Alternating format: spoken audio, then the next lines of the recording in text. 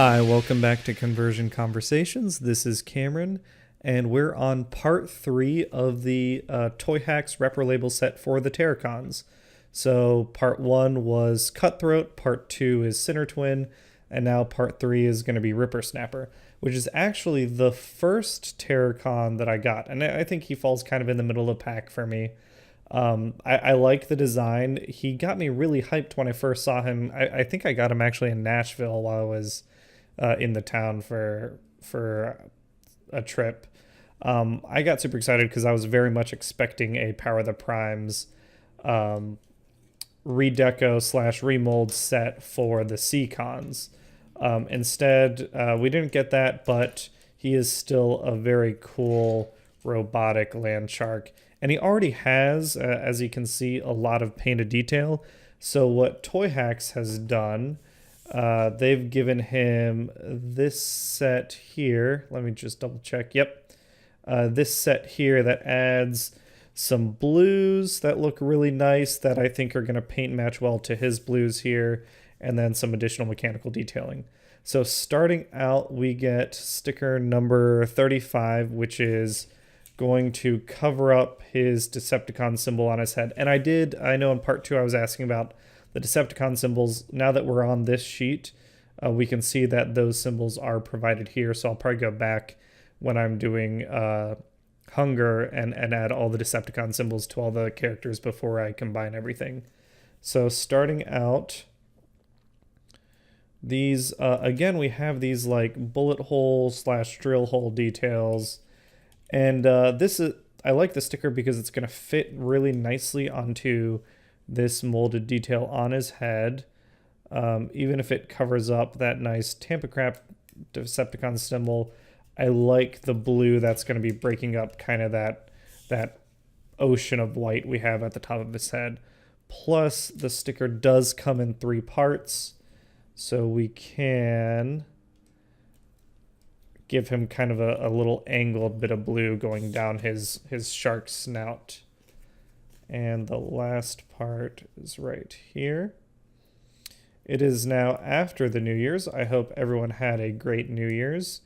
I had a wonderful New Year's Eve where I went to a dear friend's wedding. Hannah and I had a great time there. Ended up partying pretty hard. And then next will be number 34, which 34 looks like, I'm not quite sure what the details are. Maybe it's true to the toy labeling originally, but it looks like it's a set of symbols on the leg. So let me make sure I get this right. The bigger sticker on the set of like mechanical robo details goes on this flat piece here. And then the smaller one will go above it here. And I guess it just gives him a little bit of detail continuity across his land shark form. But yeah, we had a really excellent New Year's Eve, and then it led to a really fun New Year's. And we're back. I'm sorry for the jump down in quality, and I'm sure the framing's all messed up. My camera I was using went kaput after apparently 3.5 minutes of footage, so that's terrific. But we're moving forward with this camera. And this sticker goes right here. I'm trying to think of what I might have been talking about before. Oh yeah, New Year's Eve. The wedding was great. And then New Year's Eve, we had a great time. Very hungover and dehydrated on New Year's Day, but we streamed, and that was a fun little recovery process. Good reason to get up early on a little sleep and kind of just do stuff, which I always like. And there we have these stickers, and it looks like we have some stickers that aren't called out by number that are going to go on his, the shark forearms. Those are number 30. Some vents. And I know, it's weird. You're thinking, well, shark arms don't normally have vents. And you're right, but, it is a land shark after all. Mechanical land shark. It's still a robot. It can't be a completely anatomically correct on your land sharks when you got to transform them into a robot. There we go. And those, even though it is over some molded detail, it seems like the molded detail is not super deep, so I feel better about the longevity of this sticker. And speaking of stickers, TOYHAX just came out with a bunch of new stuff. And one of them is a sticker set for their Takara Tomi's Grand Max, which looks pretty cool. Then number 36 looks like it's these blue fin details. Oh, nice. So we're just adding some blue to the head, and then we're going to add some blue to the tail. For Grand Max, which I don't have a Grand Max, but it's a $50 set, and it does have me pretty hopeful that we might get... Oh, this goes on this side. I'm still holding out, which... This is a fat one, so I think it goes here. I'm still holding out hope that there is a, like, 60 to 75... I would pay 75 to 80 bucks, no questions asked, if TOYHAX announced, hey, we're going to do a conversion set to take your Titan's Return Fortress Maximus and turn it into Robots in Disguise Fortress Maximus. I'd easily pay 80 bucks for that set, because I know there's a lot of gray that they have to turn to blue and they have to add red in there. And then I'd pay another 15 bucks or so for the same thing, turning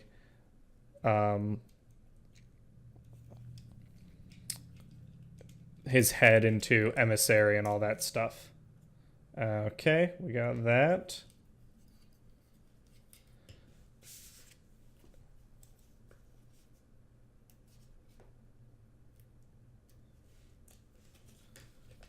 And then big end of the tail. So that's interesting. They cut out for the greeble detail here, but they don't do it down below, which might have been...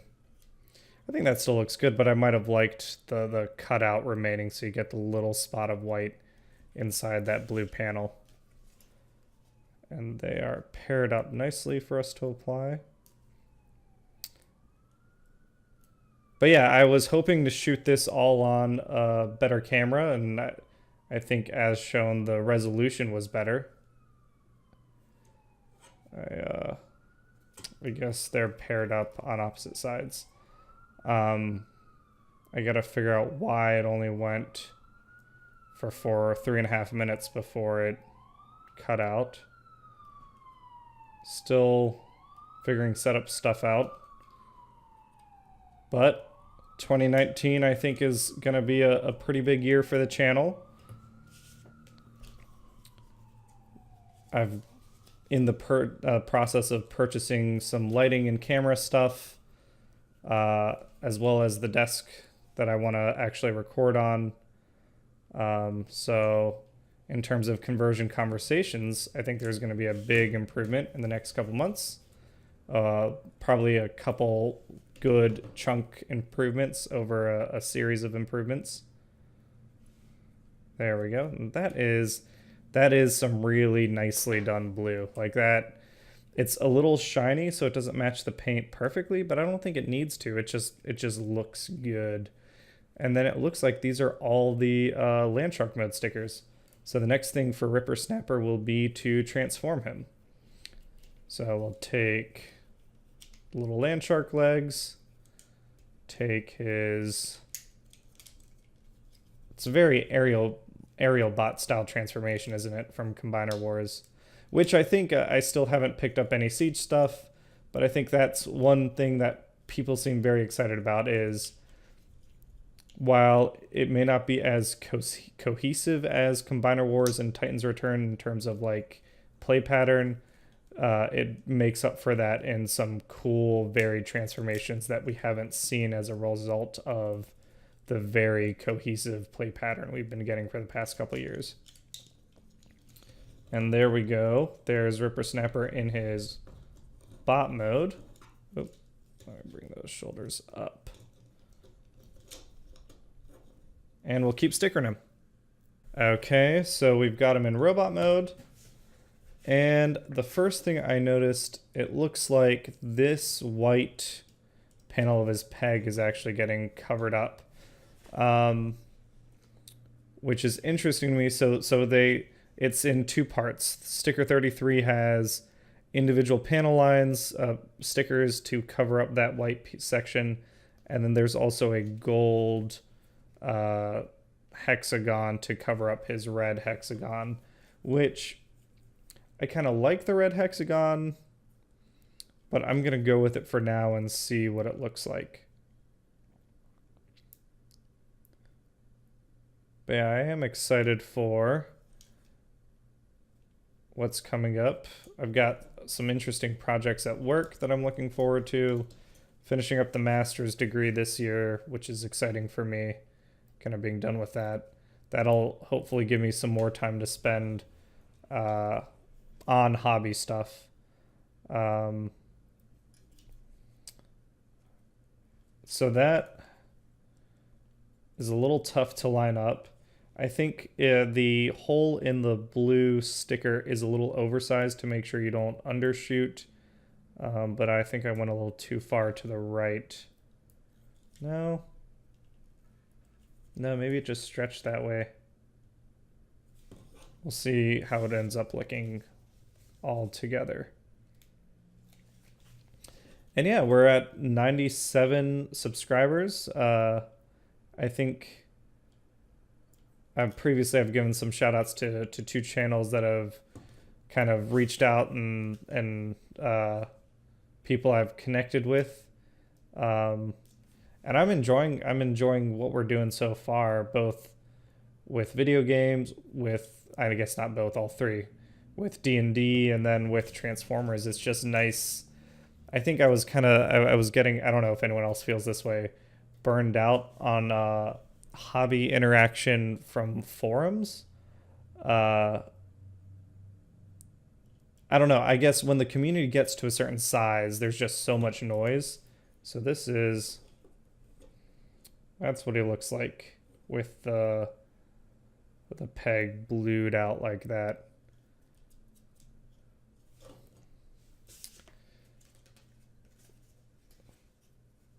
It's nice to kind of just focus on interacting with people that are passionate and, I guess, creative in a certain way. Not that this is creative, but what am I trying to say? It's just nice to find people to talk about Transformers without it turning into, like, when I go on certain forums or something, every conversation is just on how expensive Masterpiece MP44 is, which I understand that he's expensive. I get that it sucks. But at some point I just don't care. Like, I'll probably end up picking one up eventually, not right away. Maybe there's a less expensive reissue. I also, I think I bumped the mic. Covering up this. So this is interesting. You bring out this yellow, which matches not super well, but pretty well the yellow on the shins. But then we're covering that up with a light blue that kind of matches his claws. I wonder, I guess I'd be very curious to go look at some G1 Terrorcons and see what the homage to the original toy might have been. But yeah, or for example, not everyone, a subsection of the fandom getting really up in arms that there is a female creative led comic book series out targeted towards girls. And to me, it's like, well, duh, like, they're selling toys. If they can sell them to little girls in addition to little boys and get them to read comic books, they're gonna try. That's what a company does. But anyway, so this is the people I've met outside of my old stomping grounds for Transformers fandom have been, it's been just a nice change of pace. Not that there's anything wrong with whatever forums I might have been on before. Just nice to mix things up.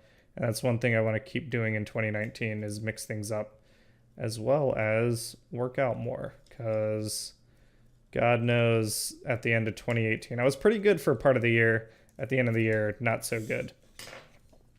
And actually, that looks like that's all the stickers I get, except for, again, his eye stickers, which with those luxuriously painted red peepers, I don't see any point to sticking those on. And now we've got Rippersnapper all done up. That's 3 down. This might have been the fastest set yet. I guess he had big chunky stickers, which were pretty easy to put on. I wonder where I want to... I guess he'll hold his gun for now. His papoose. No, I'll put it on his chest. But again, like, these leg details look great. Rippersnapper just all around. He's one of my preferred limbs. Him and Blot were definitely the high points. And his sticker set was real nice too. That'll be it for this episode. In addition to this, I'll also be putting out the Blot episode on the same day. So go check that one out. And then next week, we'll finish up the set. Thanks for watching, everyone. Have a great day.